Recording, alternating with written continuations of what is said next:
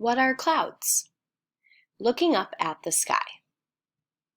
Clouds take different shapes depending on the temperature of the air around them.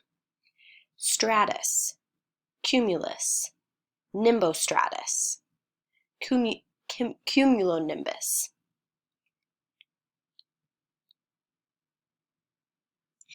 Dr. Joanne Simpson became fascinated with clouds at an early age. Simpson would grow up to study clouds and become the first woman to earn a PhD in meteorology. But as a child, she simply loved how they looked. When she was a young girl walking around her town and sailing on the nearby ocean, she noticed all kinds of unusual clouds. She saw clouds that looked like towers looming high, bunches of hanging grapes, and even UFOs.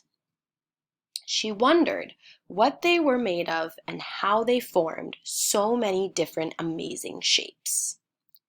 When Simpson went to college in the 1940s, nobody thought clouds were important for scientists to study.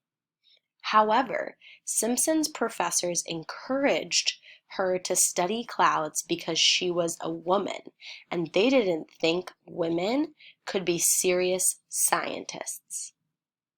Clouds seemed to them like a good, unimportant subject for a woman to study.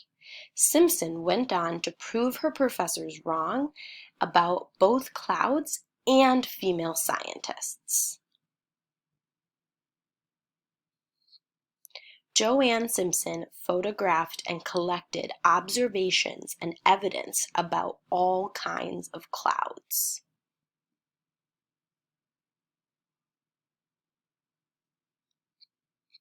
Determined to succeed despite sexism, Simpson continued her study of clouds and cloud formation. She collected data as she flew in airplanes high above Earth's surface, taking notes and sketching in her field journal to document the cloud formations she saw. Most interesting of all to Simpson were the gigantic clouds she called hot towers. These cumulonimbus clouds looked like skyscrapers sticking up above the clouds around them. Simpson wanted to know why hot towers were so unusual, so she set out to study them. She collected data about the temperature, wind conditions, and amount of water vapor in these unusual cloud formations. Eventually, she was able to explain that hot tower clouds form when air with lots of water vapor in it rises quickly from Earth's surface into the troposphere, the layer of the atmosphere closest to the Earth, cooling as it goes.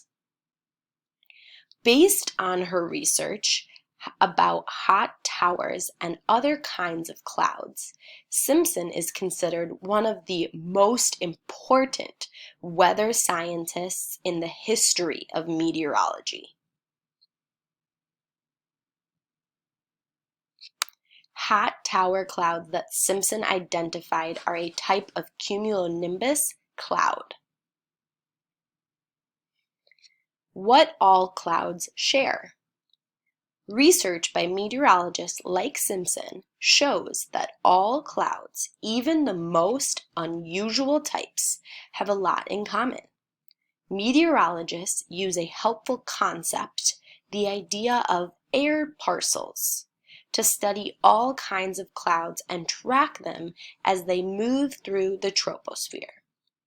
An air parcel is an amount of air that moves as a unit. All clouds form when the water vapor in air parcels comes into contact with colder surrounding air.